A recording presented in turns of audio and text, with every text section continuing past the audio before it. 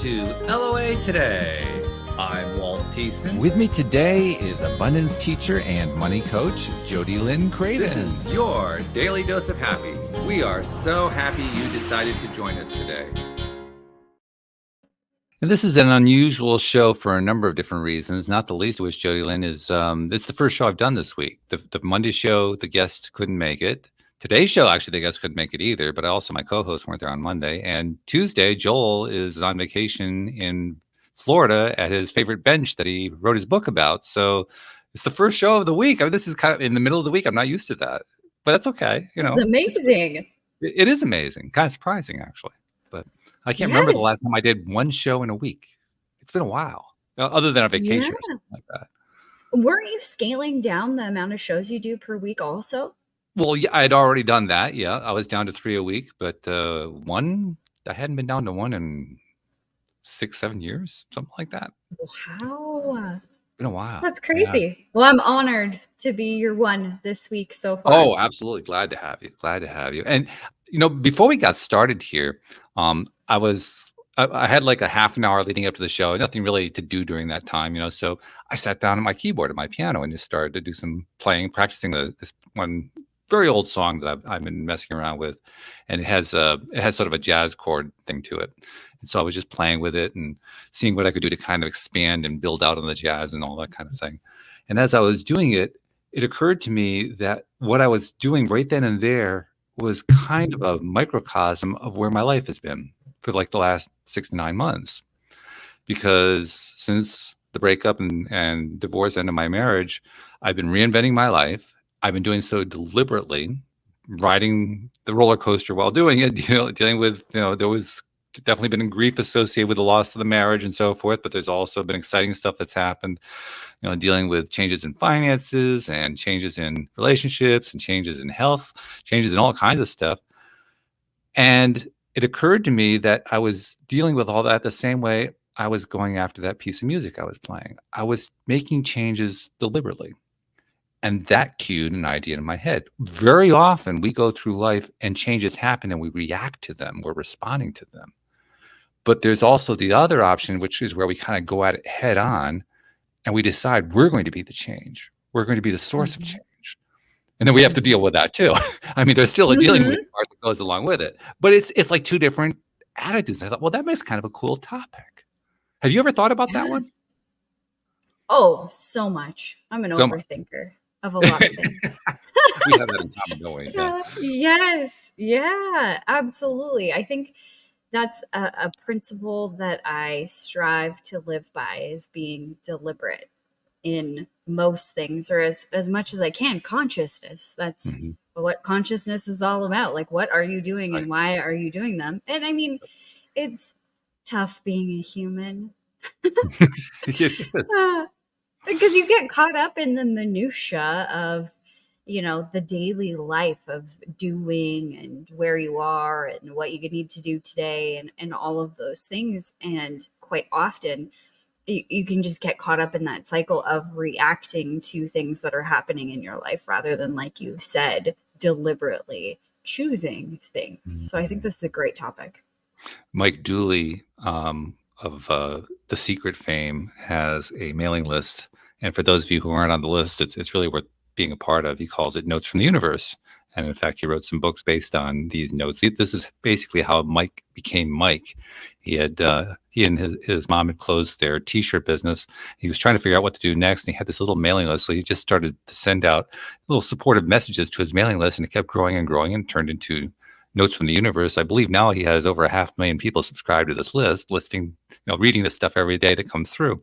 Well, one of the messages that he put out one day, I don't remember what the exact message was. It was a supportive message saying, you are a powerful creator, that kind of thing. But it was also referencing how challenging life can be, just like you referenced it.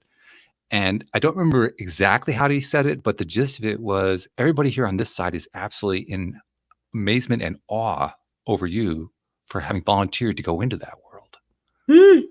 I thought that's an interesting viewpoint. That's a really interesting viewpoint, because we've heard, and you've voiced this too, voicing your connection to Source. We've heard from a lot of different people that Source has its attention focused heavily on this physical world and what's going on here. Yes. Yeah. And in fact, I often wonder, like, well, why? They got nothing better to do. I mean, what's going on? I don't really know. David Strickle once explained to me it was because this is where so much of the expansion is going on, so that's why they're so focused. I said, oh, okay, yeah, that makes sense to me.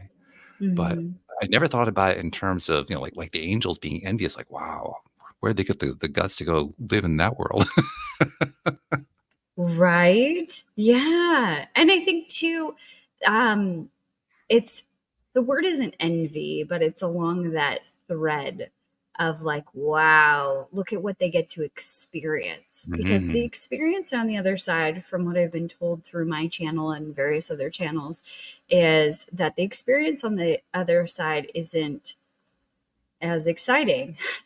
Like, it's not that it's not exciting, but the contrast that makes things exciting and interesting here on earth is not over there. So the feelings that we feel, like, sorrow or pain or whatever, that doesn't really exist there. So it must be marvelous watching us go through all of these things and having this very uniquely human experience. I guess it goes to prove there really is something on television, and it's us. Yeah. We're right. the TV show. Yeah. It reminds me of that one movie. I don't know. The guy lives in a dome, but he doesn't know that he's in a dome. I can't remember what it's called, though. Well, that's kind of what we go through. We are kind of in that goldfish bowl, and we don't realize it's a goldfish bowl, but it is. Yeah. Absolutely. Yeah, and it's kind of confusing. Something else occurred to me too as we were talking there, as you were describing, and I love the way you described that. You made the statement. I don't remember exactly how you phrased it, but you made the statement that it isn't as exciting over there. It isn't as fun on the other side. It's not as much going on, which is another reason perhaps why so much attention is given to this side. And a thought that occurred to me about that was, well, if we're all creators, okay? So we're all able to create worlds. We're able to create all this kind of stuff. What if, when you're on the other side, you're kind of creating individually, I guess is a better way to say it than anything else. In other words, this is like a group creation. This universe that we're in is like everybody contributing to this continuously. And one of the aspects of that is, if everybody's contributing to the idea that the earth exists and it rotates around the sun and all that kind of thing, then it doesn't go away. It always remains. The earth is there, it exists, it goes around the sun. But if only one person's creating it and they take their attention away, it goes away. In other words, it's the group attention that keeps it going, or at least keeps it interesting. That's my take on it. I get this feeling that what makes it interesting is that everybody's contributing to it instead of just being one person's creation or one entity's creation.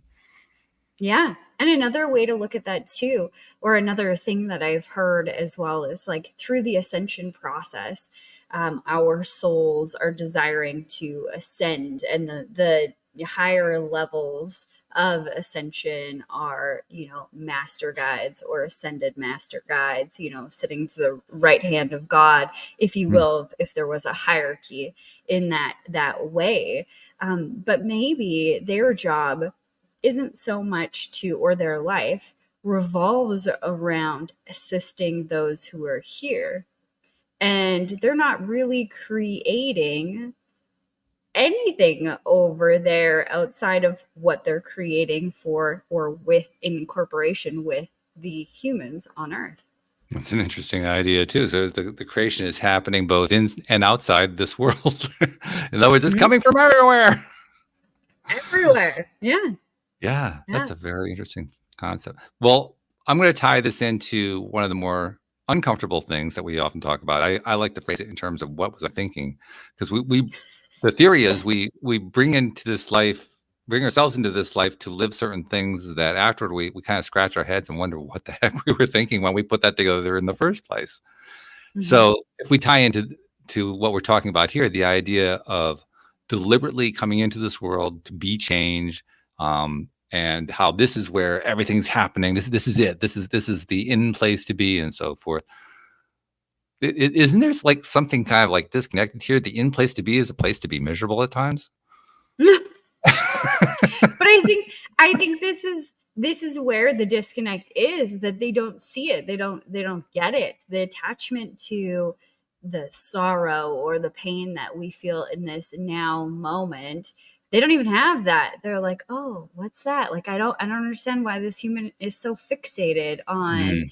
this or that or the other thing. Like, okay, they don't have money. Who cares? They're a creator. Like, just create. And like, I think that they just don't understand, or maybe they, like, I could channel on it. I could ask them right now.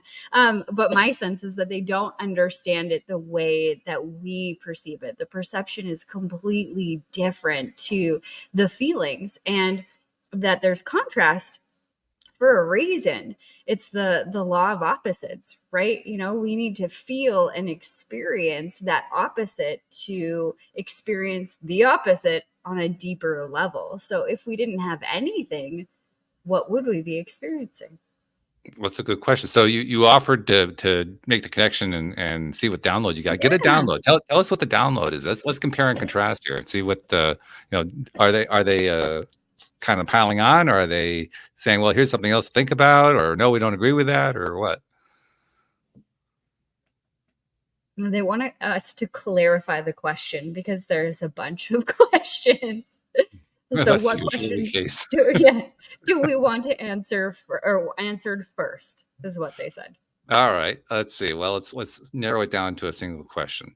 JodieLynn, I identified her viewpoint about what it could be like from the other side, from the other viewpoint, dealing with this world. How accurate is that viewpoint from your perspective, source?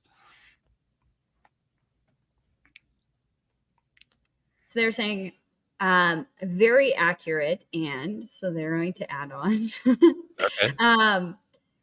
They're explaining that there is a detachment from the perspective, and they're bringing up actually some words that you say often. It's not good or bad, you want more of or less of.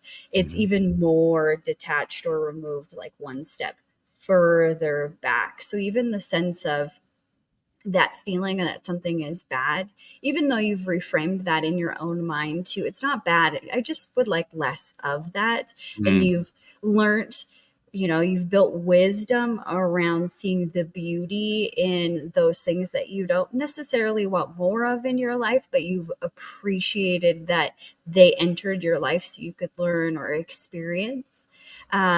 So they're saying that they're even more removed than that. So, and they're also adding that some of the beings on the other side still remember how it felt being on this side or in a human body, that have had that experience, so they can relate and have more compassion than other beings. So it really depends on who you're talking to up there, how they're going to relate to perceiving this human experience. And not all that different from the different perspectives we get from beings down here, all having their own That's different way right. of looking at the same thing, Absolutely. We're which like is very cool. 100%. Yeah, Yeah. yeah. Well, it also on the one hand, it makes things clear. On another hand, it kind of begs a question because, I mean, we use the word detachment. I'm not sure if that is an accurate representation of what they're saying. It's probably the closest we can come with, Mhm. in the English language. But to me, detachment also means kind of like what we were talking about before, not being able to feel it, not being able to experience it. Mhm. So if they're describing to us here through you this idea that some have some memory of what it feels like, so in that sense they can remain connected to that feeling, but others don't have that. That's that meaning of detachment that I'm talking about, where they really can't feel it. It's just not there, and Mhm. it just kind of makes me wonder, why is it that they can't feel it? What is it about being in this life that makes it necessary to be here in order to feel it? Mhm. So they gave me an example while you were talking. And they were using milk and being like having a sensitivity to milk. Okay. And the human experience being like you have a sensitivity to milk. So you still eat ice cream, but it doesn't really feel that great a couple of hours later, or you have a really bad sensitivity and it really hurts. Mm. They know that the sensitivity is there and they can feel it, but they just don't feel it the same way as you would with a bad sensitivity to milk, as the description that they were giving me for those negative emotions. That's an interesting thing. Yeah. And so the question though of why do we feel it here and why don't they feel it there? It's the design of this planet. It's the purpose, was to experience that contrast where that doesn't exist on other planes. So literally one of the reasons to come into this physical universe is to feel it. Yeah. Because it's really, you got to be there. That's the phrase, right? You got to be there. That's the only way you can really feel it. That's right. Yeah. And they're really focusing on the depth of the opposite experience. So when somebody experiences a tremendous loss and is able to move through that to tremendous joy, the feeling is so much deeper and more expansive. And that heightened vibration of feeling is what is required at that level of being where they sit, which would be just above ascended master guides. Okay. What they said a moment ago reminded me of something very similar that Esther Hicks also receiving from Source. So it's going to be a similar message, obviously. Not going to be all that different. But something that Esther Hicks once said, I believe actually voicing Abraham when she said it, she was asked a similar question. And the answer that Abraham gave back was, why do we, the question was, why do we come into this world? Why do we choose to come into this life? And Abraham's answer was, what does chocolate taste like? What does a rainbow look like? Yeah. What does color look like? Mm-hmm. I just got goosebumps all over. When you really start to think about the depth of our experience and how much we truly get to experience in this life, it takes some practice as being a human because we get stuck in all of the stuff that is life, quote unquote. But when you we sometimes get stuck up too. We should just skip that part. We often do get stuck up. That does happen, but that's not what you're talking about.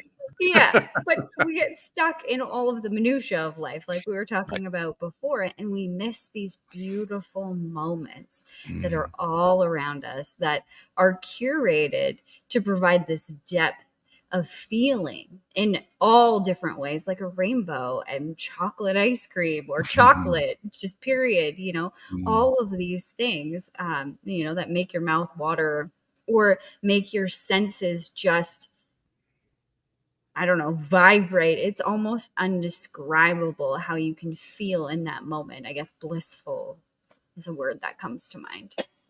So if we tie what we're saying here back to the topic I originally proposed, which is, are we going to experience and react to the change, or are we going to be the change?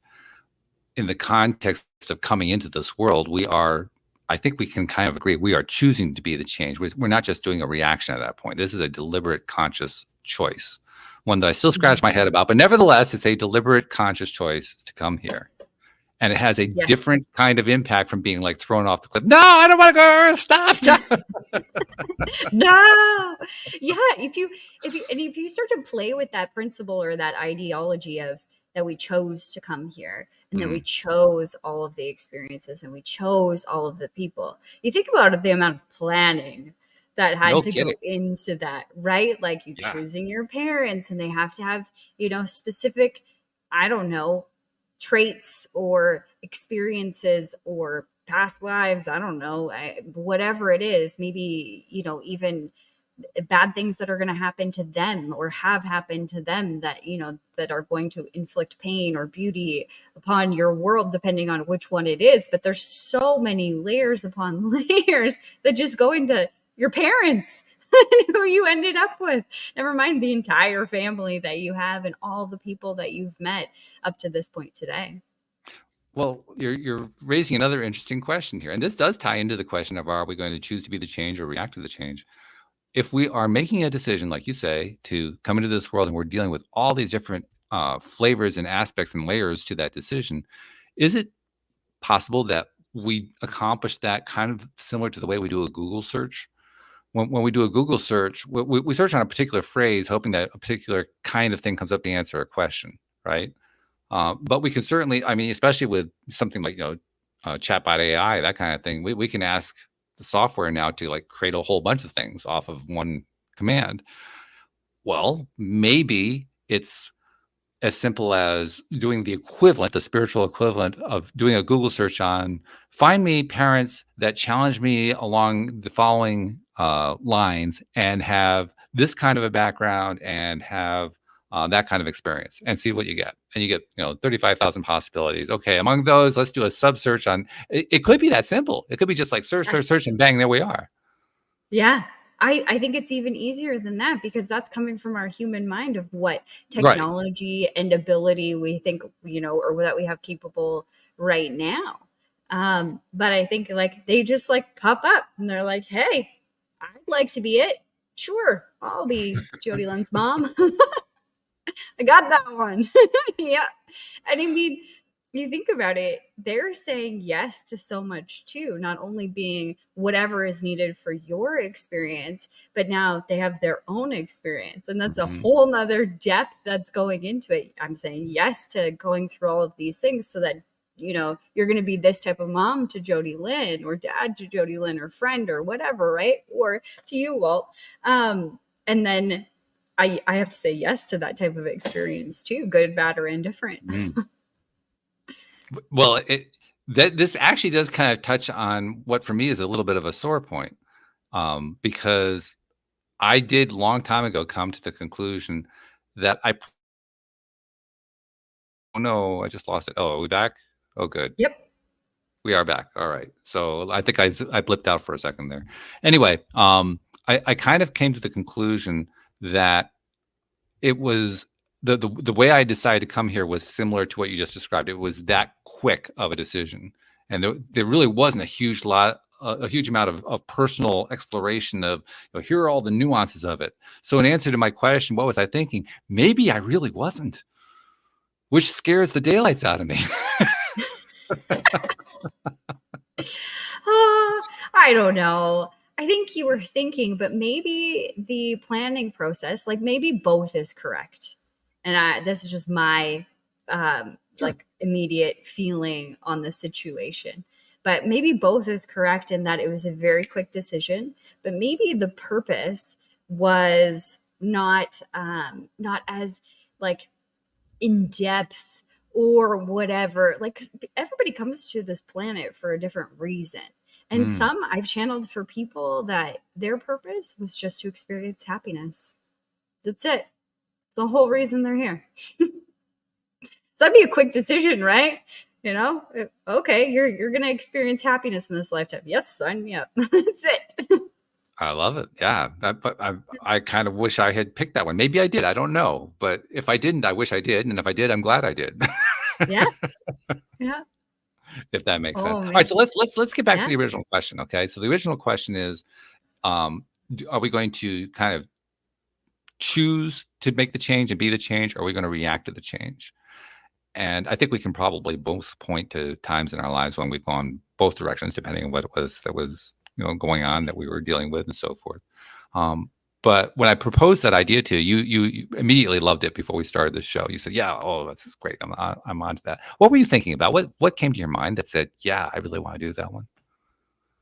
I was honestly thinking about the phrase of being. There's nothing to do. It is simply to be. And I was journaling on that this morning. No. And all of that, because I've over the last 4 months I've really intensely been working on some programs that came up around money and doing. And I think that it's just simply a karmic pattern that repeats. And all that really means is that throughout different levels of my life or different stages of my life, I will go through a transformation within this aspect at a deeper level. And so something that I've been questioning for a long time and repatterning for, well, my entire life is doing versus being. But I didn't call it that before. It was like, how do I want to do this life? Do I want to react to things, or do I want to intentionally do things? So I would go about my life intentionally into personal development or trying to work on relationships or different things like that. But this is not the first time, but the first time at this level where I've looked at my belief systems around I have to do something to receive something, and breaking those two things apart and saying I can receive, period. There's a long statement that I wrote, but I am receiving fluidly, overwhelmingly, consistently, period. I am choosing to do whatever I want, however I want, whenever I want, period. Breaking those two statements apart, because we've collapsed, I have especially, but our society has collapsed those two things into one. It's almost impossible to believe that you can't just, go and play and receive, because we've connected the two together. And really what I've been really anchoring into is that everything is frequency. So it's an alignment of frequency. I know this, but on a deeper level, shedding out those programs that keep me stuck in the I must be involved in the creation, in the doing to receive, and breaking those two ideologies apart and saying, no. The more that I am being in a frequency that is magnetic to abundance, more financial resources, all of those things, the more I can receive. And the more I'm in that state, the more just automatically comes to me. I like that. That's really good. Yeah. That's very cool. It's been an interesting journey. A lot of reacting and choosing all at once. Well, it also kind of blurs the boundary between the two. I mean, there is an element of deliberate change going on, and there's also an element of this is the received part, waiting to see what shows up. It's both, which is, it kind of makes sense, really. I mean, we talk about things, we create conceptual wording to describe different ways of understanding something, and then that's the way we do our conversations. But in fact, we live a life where we all live lives where it's all kind of intermingled. We talk about, for instance, being on a certain frequency, but it's not like we're on one frequency. We're allowed one. No. It's not the case. This entire field, right? Yeah. We're putting out frequencies all over the place. And in that sense, it's kind of ludicrous and laughable to say, well, I'm going to control my frequency. Yeah, which one do you have in mind? Right? I'm always going to be positive. Yeah. Frequency of positivity. Yeah, okay. Just go into a large city and drive. Yeah, right. Good Exactly. luck to you. Yes. Yeah. Even the most positive person is going to be like, oh, geez, why did I do this? Then you could be wondering, when was the last time I heard Walt say, what was I thinking? Yeah. Yes. What was I thinking? Yeah. But what if that turns around to like, because I'm not sure if the context behind it is like, what was I thinking? Why would I choose this? But that's immediately how I interpreted, but which could be a bad interpretation of what you're saying. But what if it's, what was I thinking? Like, wow, how could I have ever thought of any of this? Look at this magical experience. Yeah.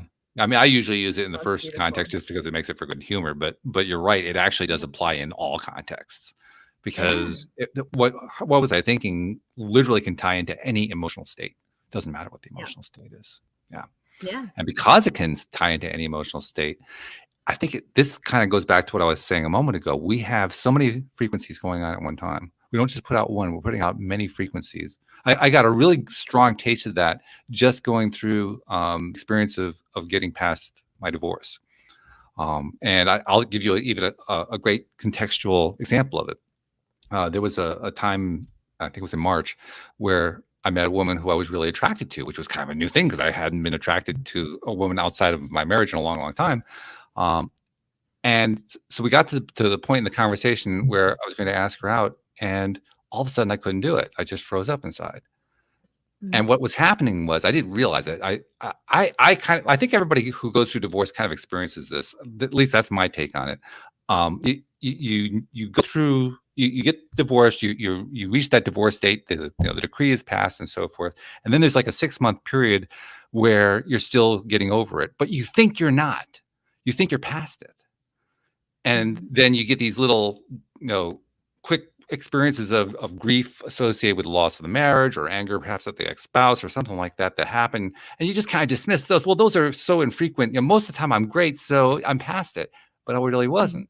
And in that instant that I was just describing, that particular situation, as I was getting to the point of asking this woman out, I simultaneously got this massive dose of grief associated with the loss of my marriage happening at the same time. So I was experiencing 2 extremely different vibrations at the same moment, which, by the way, my little human brain could not process. Right? I couldn't do it. It shut down. It's like time for a reboot. Yeah, melting down. Oh, Blue man. screen of death, Yeah, exactly. Yeah, just the spinning wheel. That's Right. it. Nothing's happening. No control out delete. You just can't. Or as we said I back have, in the 1970s, lights were on, but nobody was home. yes, right. Yeah. I remember, so I had a boyfriend that I had dated for a really long time. We had bought the house together. That was that relationship. And when I decided to leave that relationship, there was kind of the similar experiences to what you were talking about, some grief and whatever, which was really confusing because I decided to leave. So Yeah. it was Yeah. like, what is happening here? And then it was like a year later or a couple of years later, my life had, transformed. I was in this completely different place. I was very happy. And then I saw on Facebook, and I don't remember how I saw it, but I saw that he was engaged. And I literally crawled under my covers and cried and Aw. cried. And I was like, what is wrong with me? Like, I didn't want to marry this man. I Right. am grateful that I did not marry that man. Like, it would have been, whoa, man, my life would be very, very different now. And like, it would have been so messy and so awful. And like, why am I so sad that, he's getting married? And, I did a lot of reflection in those days. It was really, well, I do a lot of reflection now, but at that moment in time, I was really struggling with computing what the heck is going on. Like, why can't I get out of bed? And I'm crying over this man that I don't want to be with. Right. Oh, yeah. Yeah, and that's exactly the kind of thing that happens. It's not like you chose to have that emotion and show up at that particular time. It just kind of threw itself in your face. Yes. Yeah. Literally, like from Facebook. I mean, it just threw it right in your face. Yes. Yeah. It was just so odd. And when you know what? It had nothing to do with him whatsoever. No. And like most things, maybe all of them, like it's like 99.9% of things have to do with me, not the outside world. Maybe 100%. I'm just not ready to say that yet, I guess. I'm with you on that one. I don't want to say it either. Yeah, maybe I'm wrong and there's some other things, but the more I reflect, the more I see it was me. And in that moment, it wasn't that I wanted to marry him, but I was so upset and jealous that he was already at that stage in his life and moving on. And that's all that I wanted at that moment. And I felt so like left behind and hurt. And it really had nothing to do with him. And now, even talking about it now, reflecting on that moment, it was just an opportunity for me to challenge some of the programs that I had. Because I even felt it before I met my husband, Nate. When me and that ex before Nate broke up, I was like, oh my God, I had in my head, and I think this is like a woman thing or whatever. I was like, okay, well, you got to date somebody, and that takes like, 1.5 years. And then you're going to get engaged. And then, it takes like a year to plan a wedding. So like now we're at 3 years. And then if you want to have babies, like, well, you want to be married first for a little bit. So then, we've got another year and a half that's gone by. And now I'm old and I'm never going to have kids. And like all of these things. Yeah. And it came up all again, this timeline that I had created or perception of a timeline that I had created. And what blew my mind is when I let go of that, I really let go of it. I was like, okay, you know what? I can put this down. And if it's not meant for me, something even more beautiful is meant for me. And I don't know what it is. It doesn't matter. I'm just going to focus on being happy. And I was really committed to it. I was creating my life by design. Okay, what makes me happy? Like, let's get, my journal out and start journaling. What makes me happy? What do I like to do? What makes me the most happy in life? And I focused on those things. Literally, I met Nate a couple of weeks after that Wow. heartbreaking experience. Yes. And that was in, I want to say March. So April, May, June, July, August, September, October, November. I'm counting this on my hands. I'm that bad at math. December like 10th. So not even 9 months later, we were engaged. Wow. And from December 10th, when we got engaged, I think it was December 10th, somewhere in there, we got engaged. We got married the following year, July 21st. Wow. There was no year and a half wait time. There was no year and a half planning the wedding. Like it was, we met and a year and a few months later we were married. That's really interesting. That's interesting on a number of different levels.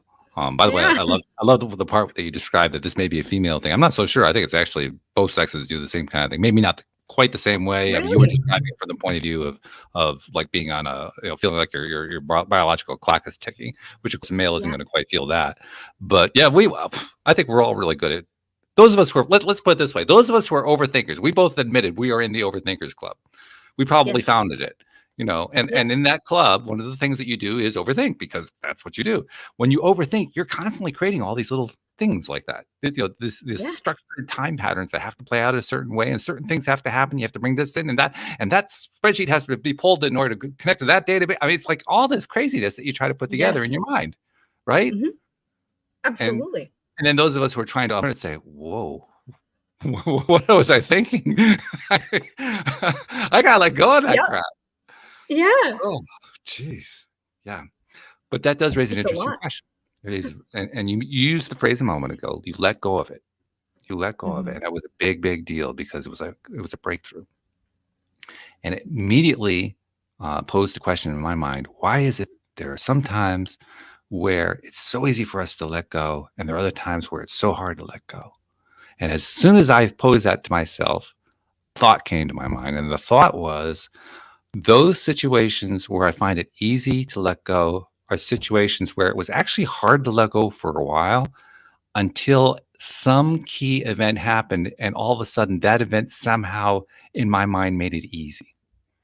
And as an example, I'll go back to what I was talking about earlier. I met the woman and I was experiencing grief in the marriage and so forth. I didn't figure that out for a few months. Once I figured that out, all of a sudden, I was able to let go of the incident. It took months to let go of the incident. During that time, I was hanging on to it for dear life. And then I finally made the connection. Well, you'd only been divorced a month when you met this one. What do you expect? And then made that connection. And suddenly, letting go of it was a whole lot easier. So I'm wondering if letting it go has to do with gaining an insight that is relevant to you about that situation. I think so. I'm trying to think of letting go. I mean, in those moments before I had met Nate and when I had finally let that go, the timeline that I had in my head and how it was supposed to look, I remember, and I've talked about this before on this show, is that I asked God for like peace and solace because my heart was broken at the time. And I wanted to see why. Like I knew that there was the story of my head and then the reality, the reality in quotation marks of what was actually going on, and that I had, maybe these rose colored glasses on the entire scenario. Sure. And so when I asked to see that, I started getting visions of, this is what you perceived the situation was like, and this is what happened. And I was like, oh, oh, yeah, that's not at all what I thought it was like. No. Wake up Okay, call. I could see. Yeah, like it was all of a sudden I could see all the red flags and all of the ways that, we were going to be a train wreck if we had actually, moved forward in that relationship. And I think it was that insight that was like, okay. And then the realization of like, I don't know what's next, but this was the best thing for me.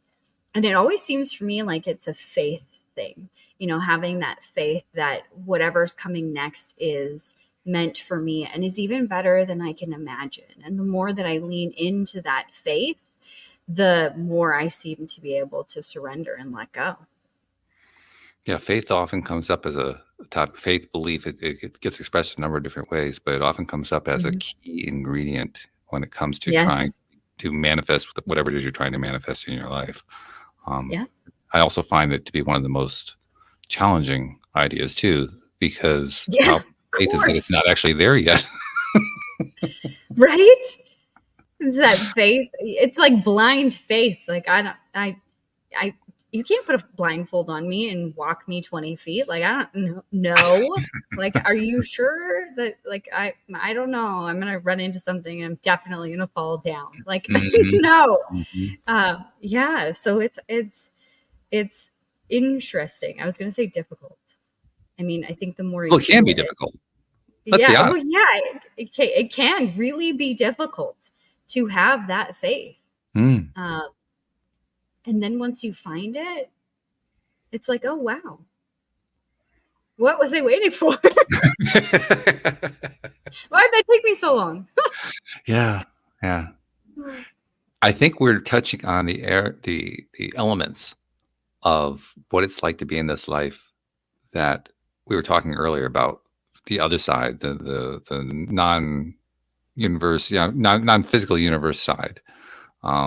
About how they really don't experience it the way we do. I think that what we're talking about here, what we're touching on, that's a big piece of it. Because from the detached viewpoint, that's just something to be detached about. No big deal. But when you're in it, it's a really big deal.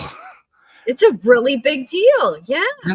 And there's a lot of attachments to all the things. So like sorting through it is like trying to swim through the ocean. Like it feels like you're never going to get to the island. Yes. And you're tired. You're tired. Yeah. And then you realize that's a really great analogy, actually. They're just giving me the end piece of that. You're swimming through the ocean and you're tired. And then all of a sudden you like kind of give up and you lay back and you realize that you can float. Who knew? Yeah. Thank you, Source. That was a great way to finish that one off. Yes. So if we tie all this back to what you talked about earlier, but I talked about when I referred to Esther Hicks and Abraham saying, well, what does chocolate taste like and so forth. What we're really saying, I think, is that we came here to experience that doubt. We came here to experience that frustration. We came here to experience that separation between here's when I want it and here's when it shows up. And oh my God, look at that. It actually showed up. Or to put it another way, we came here to experience the magic of it. Yeah. Well, because isn't it magical? Like you think about going from doubt to, let's say, confidence, right? I used to be like a shell of a person.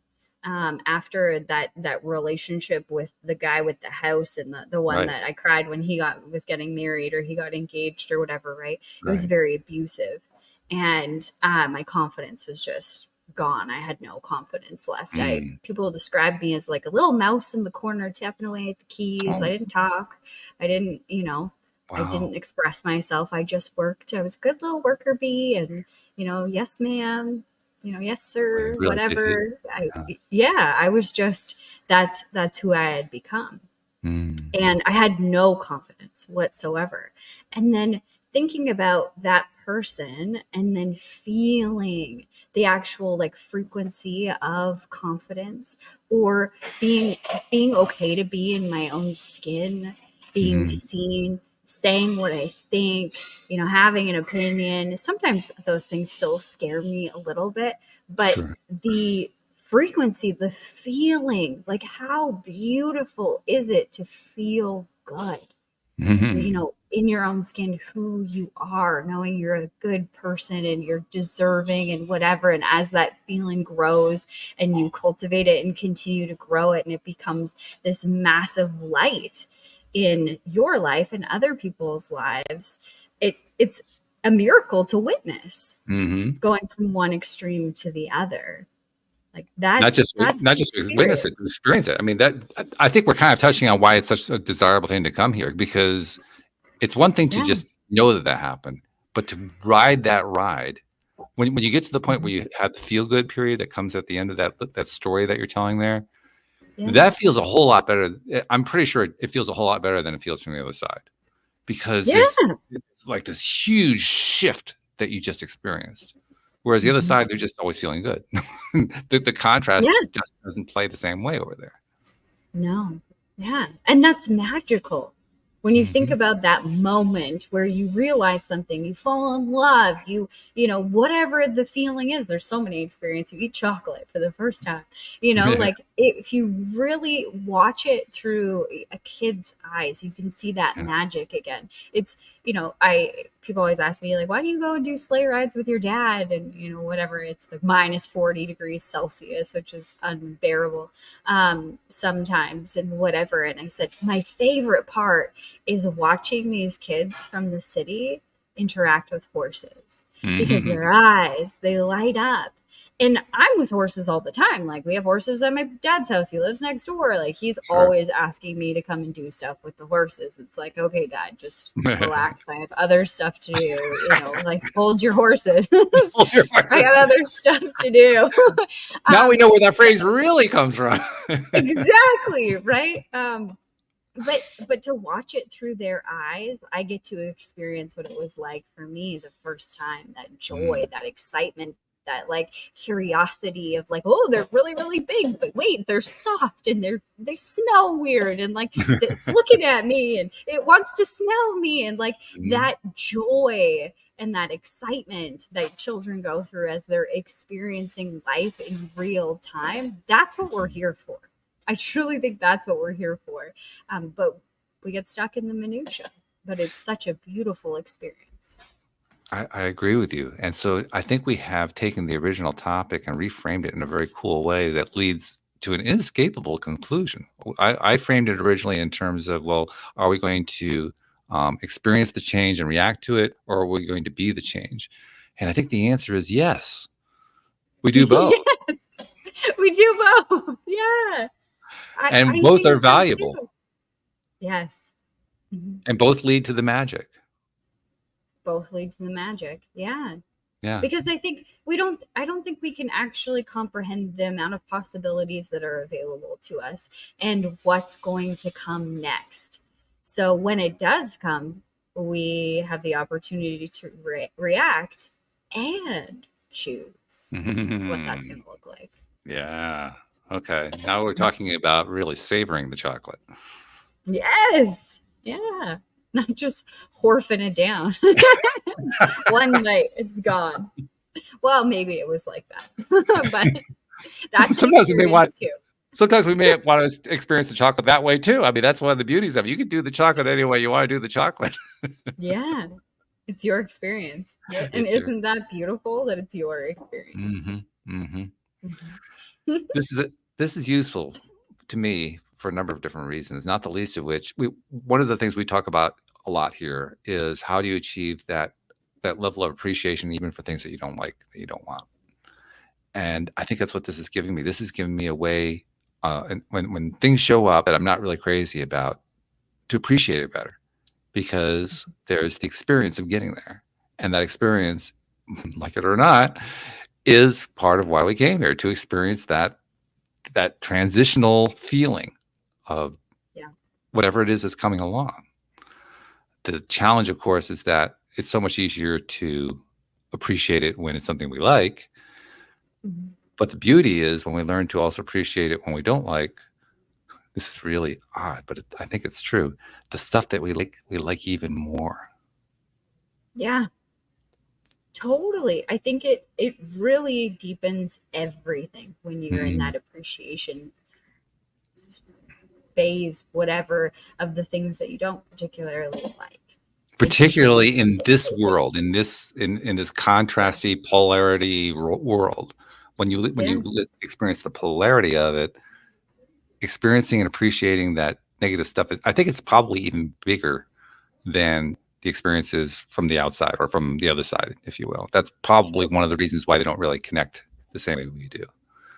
You have to kind of cross that barrier, that threshold into the world of physicality and into the belief system physicality, because that's what this is. This whole place is a belief system. It's a massive system, but it's a pretty big, darn big belief system that a whole bunch of us said, yeah, this is Earth. This is a calculator. This is a lamp.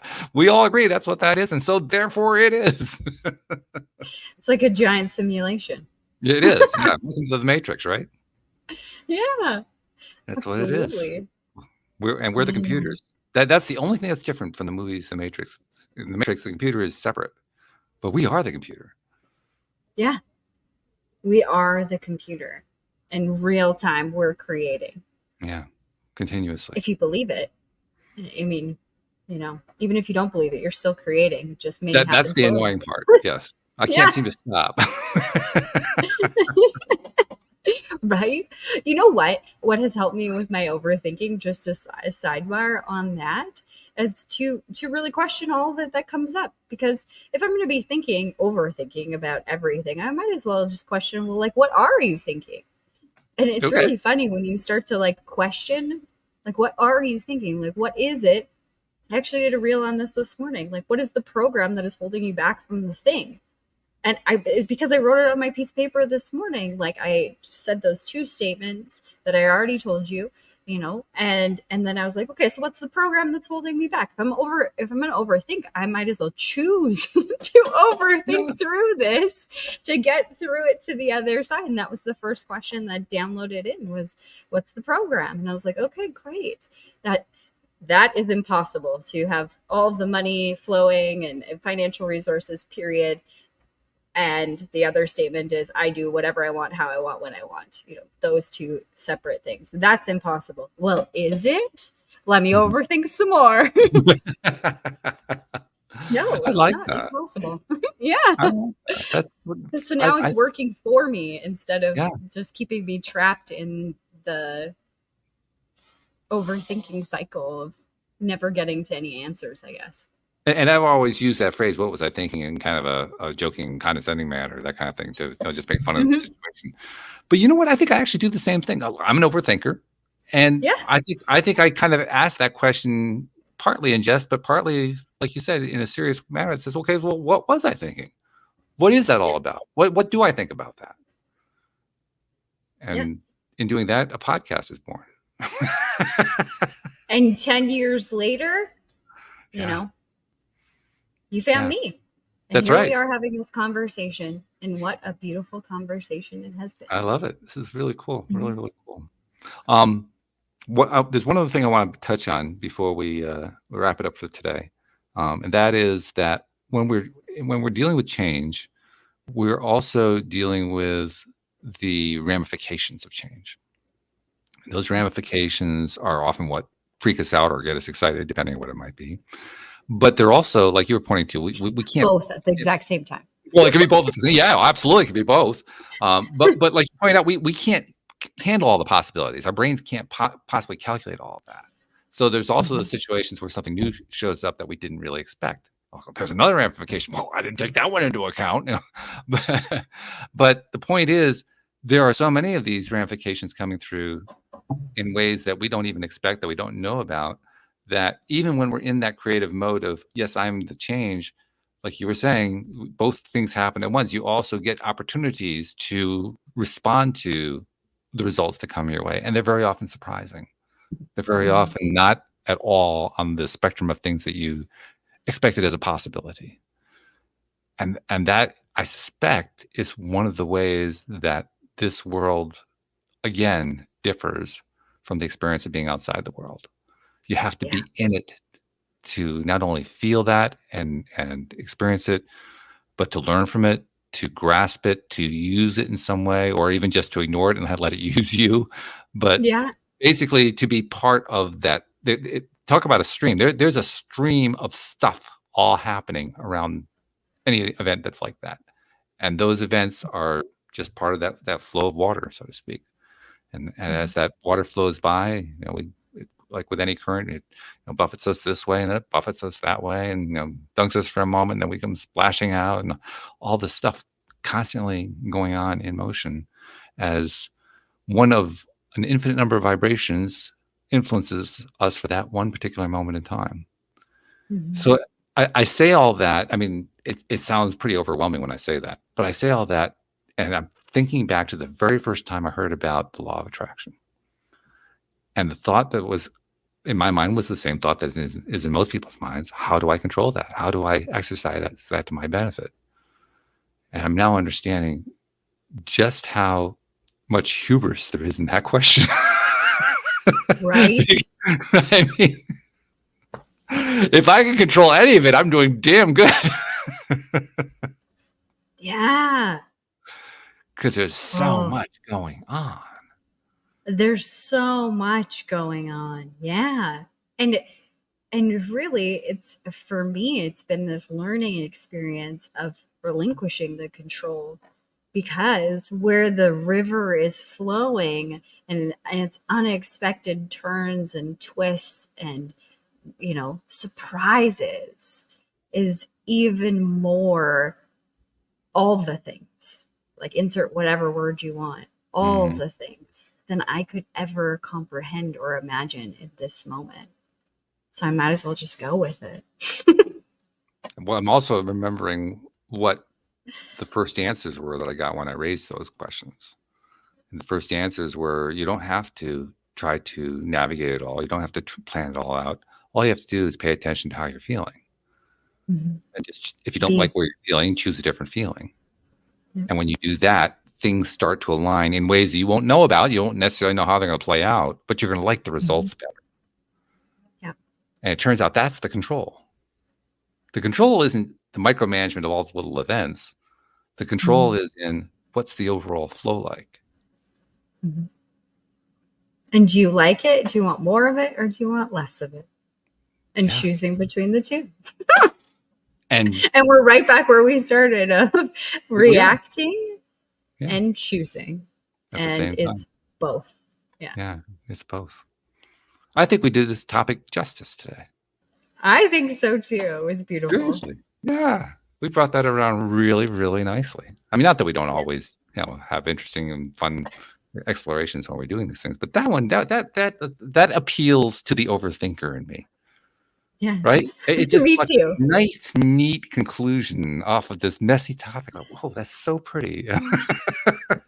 And you know what? The thought that instantly downloaded when you said that, how we wrapped it all up and came to this conclusion, is that every week, and for you 3 times a week, but for me just once, every week we have this beautiful journey. But it's not planned. We don't, like when we have guests, we don't go through a list of questions that we must get through and, everything like that. We just allow the flow and have this beautiful, incredible experience. Exactly right. By the way, we get a lot of, you've heard this, I'm sure, from some of the guests, but I hear it a lot. Guests talking about how they love that we don't have pre-printed questions, that we just are reacting and responding to what's going on, because it's more fun for them too. It's more fun for all of them. Yeah, absolutely. And the conversation, like the richness of each conversation we have, is so much more than if we would have planned it all out. Like, this magic can't be planned. And that's the same with the law of attraction in your life. Magic cannot be planned. That's a good summary. I like that. Yeah. We'll end on that one. Really good. Thank you, JodieLynn, as usual. This is just amazing. This is a fabulous conversation. Can't wait for the next one that comes up next week. But in the meantime, you have a great week. You too. Thank you, Walt. And thank you to our podcast listeners everywhere, without whom we wouldn't have much of a podcast. We'll see you all next time here on LOA Today. Goodbye, everybody.